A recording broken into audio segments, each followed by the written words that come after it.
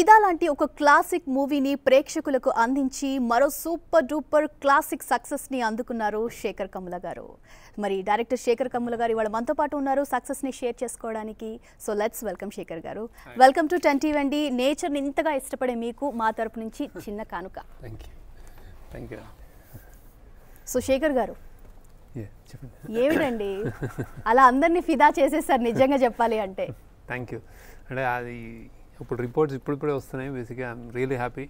అంటే చూసిన ప్రతి వాళ్ళు మళ్ళీ చూడాలనుకోవడం అంటే అది ఇమ్మీడియట్గా థియేటర్స్ నుంచి కాల్ చేస్తున్నారు. అంటే ఆ హ్యాంగ్ ఓవర్ ఉంది, అది ఇంకా అది హాంట్ చేస్తుంది, ఇట్లాంటి కామెంట్స్ వస్తున్నాయి అనమాట. అంటే అది నా ట్రూ నేను ఏదైతే తీస్తానో నా సినిమా అంటే అది ఒక జీవితంలో ఒక భాగం. అంటే నేను అలానే సంవత్సరాలు గురించి తీస్తాం బేసిక్గా. సో ఆ ఇంపాక్ట్ దానికి అన్ని అట్లీస్ట్ ఆ కొన్ని రోజులన్నీ ఉండాలి ఒకళ్ళ మనసులో అని అనిపిస్తుంది అనమాట. సో ఐఎమ్ రియలీ గ్లాడ్ అదే ఫీల్ అవుతున్నారని.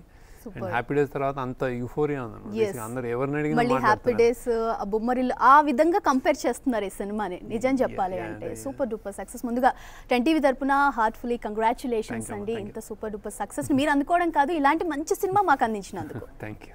సో అంటే శేఖర్ కమ్ముల గారు ఫిదా గురించి ఫస్ట్ మాట్లాడుకునే ముందు, సినిమా గురించి మాట్లాడుకునే ముందు, మీరు ఇప్పటివరకు ఎవరిని చూసి ఫిదా అయ్యారు?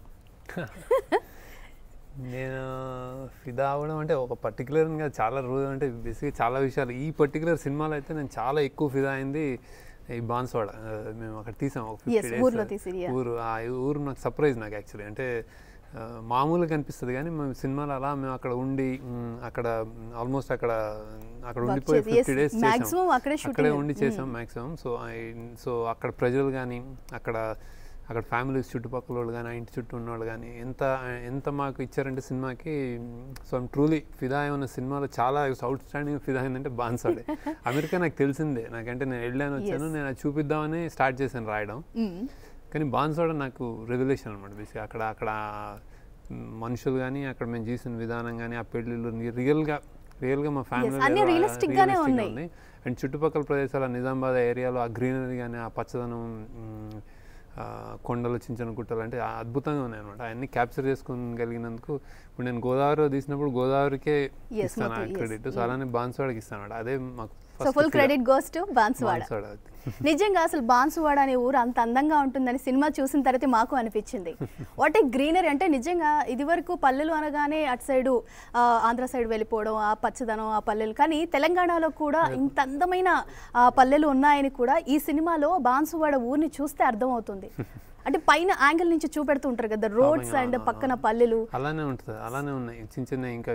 అంటే మేము చేసింది కూడా అంటే ఒక సినిమాలో ఎంత చేయగలుగుతామో ఆ సినిమా ఎంత అలౌ చేస్తా అంతే చేస్తాం. ఇంకా ఎన్నో అన్నారు వచ్చే అంటే ఇంకా ముందు చాలా జరుగుతాయి ఇంకా అసలు అంటారా? అంటే అందరూ వెళ్తారేమో బేసిక్. అంటే ఆ సినిమా చూసాక నిజంగా వెళ్ళాలనిపిస్తుంది ఆ ఊరికి, అంత అందంగా చూపెట్టారు. అంటే అసలు బాన్స్వాడలో తీయాలని ఎందుకు అనిపించింది? అంటే ఏదైనా రీజన్ ఉందంటే ముందుగానే బాన్స్వాడ ఇంత అందంగా ఉంటుందని తెలుసా? అసలు ఏం తెలియదు. మేము లొకేషన్కి అలా వెళ్తామని ఒక ఇల్లు కావాల్సి వచ్చింది. ఆ ఇల్లు ఇక్కడ జనరల్గా అయితే అన్ని సినిమాలు మామూలుగా రెగ్యులర్గా అయితే సెట్ చేస్తారు బేసిక్గా. సో మేము నేను దానికి పెద్ద విరుద్ధం. మేము రియల్ లొకేషన్స్కి వెళ్తాం బేసిక్గా. సో అలా ఇంటి కోసం ఎతుకుతున్నప్పుడు అక్కడ బాన్స్వాడలో కనిపించింది ఆ ఇల్లు. నేను అనుకున్న కొంచెం ఆ ఇల్లు అనమాట లోపల. అది విఠల్ రెడ్డి గారిని ఒక ఆయన ఉంటారు, ఆయన ఇల్లు అనమాట. అది పట్టుకోగానే అప్పటి నుంచి ఆ సరౌండింగ్స్ ఆ ఇల్లు సెంట్రిక్గా చేసాం అనమాట. అలా ఈ బాన్స్వాడ లాంటి నిజామాబాద్ చాలానే ఉంటాయి. కాకపోతే బాన్స్వాడ ఆ ఇల్లు దొరికి ఆ పరిసరాలు అద్భుతంగా అనిపించి బిల్డ్ చేసుకున్నాం. ఆ ఇంటి ముందు వేప చెట్లు రెండు క్యారెక్టర్ ఉంటుంది. ఆ ఇంటికి ఒక క్యారెక్టర్ ఉంటుంది అన్నమాట. క్యారెక్టర్ అంటే ఈవెన్ కొన్ని అంటే థింగ్స్ కూడా మాట్లాడుతున్నట్టు అనిపిస్తాయి. అంటే అవన్నీ అక్కడ వాళ్ళ అంటే రియల్గా వాళ్ళే ఆ చుట్టుపక్కల వాళ్ళు అందరూ వచ్చేసి పార్టిసిపేట్ చేసి అంటే మాక్సిమం మీరు అక్కడ వాళ్ళని సినిమాలో చూపెట్టినట్టు అనిపించింది. ఎందుకంటే నోబడీ సినిమా ఫీల్డ్ ఎవరిలాగా అనిపించలేదు, ఎవరు కూడా వాళ్ళే ఉంటారు. అంటే ఆ ఇంట్లో యూజ్ చేసిన ప్రాపర్టీస్ అని అన్ని ప్రాప్స్ కానీ అన్నీ కూడా చుట్టుపక్కల తెచ్చుకున్నాం అనమాట చాలా ఆ ఇళ్లలో. సో అంతగా ఆథెంటిక్గా ఉంటాయి బాగా. ఓకే. అంటే మీ సినిమాలో ఎస్పెషల్లీ ఇప్పటివరకు వచ్చిన సినిమాలో మనం చూసినట్లయితే ఒక లీడ్స్ తప్పించి మిగతా వాళ్ళందరూ కూడా ఎవరు నోన్ యాక్ట్రెస్ లాగా కనిపించరు. జస్ట్ ఒక ఇద్దరు హీరో అండ్ హీరోయిన్ కొంచెం ఫెమిలియర్గా అనిపిస్తారు. మిగతా వాళ్ళందరూ వెరీ నార్మల్. అంటే మన పక్కింటి వాళ్ళ మనం ఎక్కడో చూసాం, ఏదో ఊర్లో చూసాం, ఇలా అనిపిస్తూ ఉంటారు. వై డూ యూ సెలెక్ట్ అంటే ఆ యాంగిల్లో ఎందుకు సెలెక్ట్ చేసుకుంటారు? అంటే ప్రజలకు బాగా కనెక్ట్ అవ్వాలనా? అంటే మనం చాలా స్టీరియో టైప్ అలవాటు, అంటే మనకి ఆ థింకింగ్ ఉంటుంది. మనం చూడగానే ఇప్పుడు వదిన అంటే ఒక మర్యాదపూర్వకంగా ఒక చీర కట్టుకుని పెద్దరికం, వంట చేస్తూ బేసిక్గా మీకు అందరూ ఒక అందరికి కొంచెం త్యాగం అట్లాంటివి అన్నీ ఉంటాయి అనమాట. అది రియల్ లైఫ్లో అలా ఉండక్కర్లేదు వదిన అంటే. సో వాళ్ళకి లైఫ్ ఉంటుంది అది. సో నేను ఆ హీరో కంటే పెద్దరికంగా ఉండక్కర్లేదు, హీరో కంటే చిన్నపిల్ల ఉండొచ్చు, వదిన అవ్వచ్చు కదా. సో అలానే బ్రదర్ అంటే మళ్ళీ అతను త్యాగం చేసి నువ్వు పెద్ద మళ్ళీ నేను అందరికి నేను ప్రొవైడ్ చేస్తున్నాను అలాగే ఇతను కూడా వాళ్ళిద్దరు కొట్టుకునేటట్టు సేమ్ ఏజ్ అట్లా. అలా అందుకే మేము అన్ని రెగ్యులర్ ఒక ఏదైతే మన దృష్టిలో ఒక వదిన అన్నయ్య అలా ఉంటారో వాళ్ళందరినీ బ్రేక్ చేసుకుంటారు అనమాట బేసిక్.